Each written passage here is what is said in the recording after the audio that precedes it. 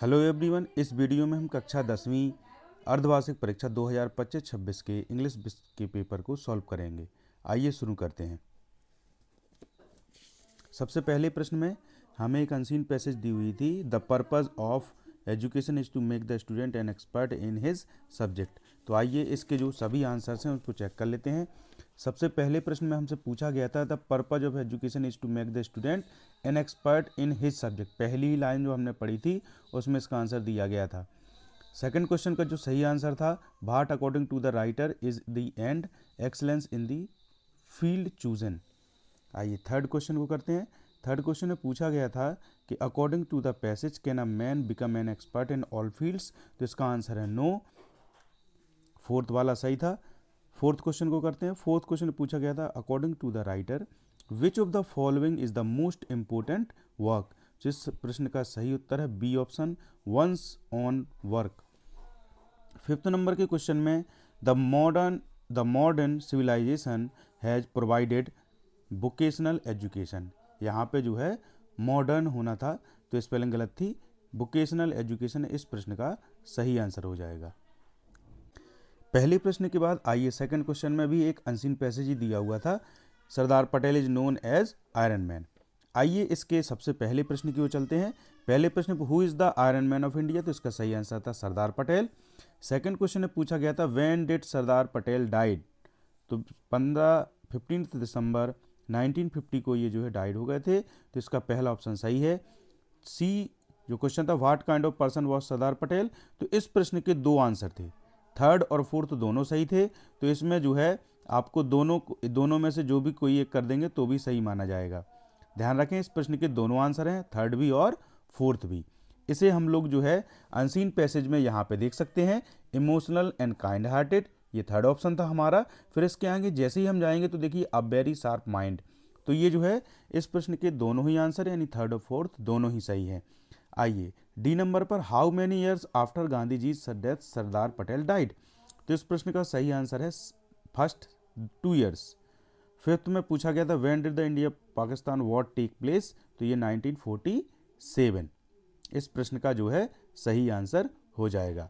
आइए अब हम प्रश्न क्रमांक थर्ड की ओर चलते हैं। प्रश्न क्रमांक थर्ड में हमें read the passage carefully and make notes on it and also give a suitable title.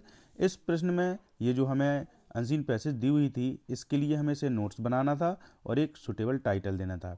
Screen पर आपको इस प्रश्न का सही आंसर दिख गया होगा। आप सभी जो है इस तरह से नोट्स को क्रिएट कर सकते हैं और जो है टाइटल को भी लिख सकते हैं। सभी लोग इसका स्क्रीनशॉट ले लेंगे। आइए फोर्थ क्वेश्चन में एप्लीकेशन आई हुई थी जो कि हमें बुक बैंक्स से बुक्स इशू कराने के लिए थी। फिफ्थ क्वेश्चन फोर्थ के ही सेकंड में लेटर पूछा गया था inviting friend to attend the marriage ceremony of your sister. Fifth question में जो है ऐसे पूछा गया था। तो अगर आप चाहते हैं कि इनमें से किसी भी सब्जेक्ट पे आप ऐसे चाहते हैं तो मैं जो है ग्रुप में डाल दूंगा, आपको बस मैसेज करना है, कमेंट बॉक्स में मैसेज डाल देना है। फिफ्थ क्वेश्चन में right a paragraph on importance of yoga and sports in about 150 words. इस प्रश्न को जो है आप 150 वर्ड्स में हमें importance of sports and yoga लिखना था। आइए अब हम इसके छठे प्रश्न की ओर चलते हैं। छठे प्रश्न में ये जो पिक्चर हमें दी हुई थी इसके ऊपर हमें 75 वर्ड्स का एक पैराग्राफ लिखना था जो कि आपको स्क्रीन पर नज़र आ रहा होगा। इस प्रश्न का सही उत्तर जो है आपको स्क्रीन पर नज़र आ रहा होगा, आपको इसको नोट कर लेना है। आइए अब हम इस पेपर के सबसे वेरी इंपॉर्टेंट पोर्शन यानी सेक्शन सी ग्रामर पोर्शन में चलते हैं। ग्रामर पोर्शन में fill in the blanks by using the correct words given in the brackets. The earth moves around the sun. इस प्रश्न का सही आंसर मूव्स था। He is an hour late, वह एक एन भरना था यहाँ पे। He went to Delhi in May, in भरना था यहाँ पे। How much sugar do you take in tea. Fifth question का सही आंसर बिकॉज था। I am not going to school because I am ill. Six question में if you work hard you will pass. Seventh में when I was young I could climb the trees. तो इसमें could सही था। तो इस तरह से जो है सातवें के सभी आंसर जो है यहाँ पे आपको दिख रहे हैं। आठवें प्रश्न में डू एज डायरेक्टेड करने थे। तो पहला क्वेश्चन था he did his work well. तो आइए इन सभी प्रश्नों के जो है आंसर कर लेते हैं। तो पहले प्रश्न का आंसर था he did not do his work well. Second में he is so poor that he can not pay his fees. Third में आंसर आना था the tall man who is talking to my father is a scientist. There were no children in the school because it was Sunday. यहाँ पे हमें because का use करना था। पांचवें में देखें if she does not come on time the teacher will punish her. आई छठवें का answer I always meet my friend at school. और लास्ट वाले में पैसे वॉइस बनाना था the movie is enjoyed by us. तो इस तरह से ये सभी सातों प्रश्नों के आंसर थे, आप इन्हें नोट कर लेंगे। आइए अब हम जो है पेपर के आगे के प्रश्न की ओर चलते हैं। अब सेक्शन डी में यहाँ पे जो है चूज द करेक्ट आंसर, 4 हमें जो है मल्टी क्वेश्चन वाले मल्टी विकल्प दिए हुए हैं यहाँ पे। तो पहले क्वेश्चन का आंसर देखेंगे आप, व्हाट डिस्ट्रॉयड लेंचोज फील्ड। तो पहले का आंसर है लोकस्ट, पहला ही ए ऑप्शन सही था। सेकंड वाले में बेकर्स बम्बू। थर्ड वाले में आंसर था रॉबिन क्लीन। और फोर्थ वाले में बस राइड।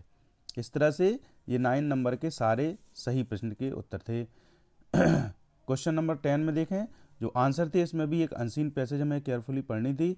तो इसका जो पहले का आंसर था वो वॉल था, सेकंड वाले का baking was profitable business and third वाले में आंसर था मंथली। आइए नेक्स्ट क्वेश्चन की ओर चलते हैं। नेक्स्ट क्वेश्चन में 10th बी में यहाँ पे हमें जो है एक पोएम के हिस्सा दिया हुआ था, इसके आंसर करने थे। तो ये जो पोएम का एक्सट्रैक्ट कहाँ से लिया गया था, द ट्रीज पोएम से लिया गया था। सेकंड वाले में सिमिल इसका सही आंसर था सेकंड का। थर्ड वाले में फॉरवर्ड का अपोजिट वर्ड बताना था, तो बैकवर्ड। आइए आगे के क्वेश्चन करते हैं। क्वेश्चन नंबर 11 में answer the following questions any 6।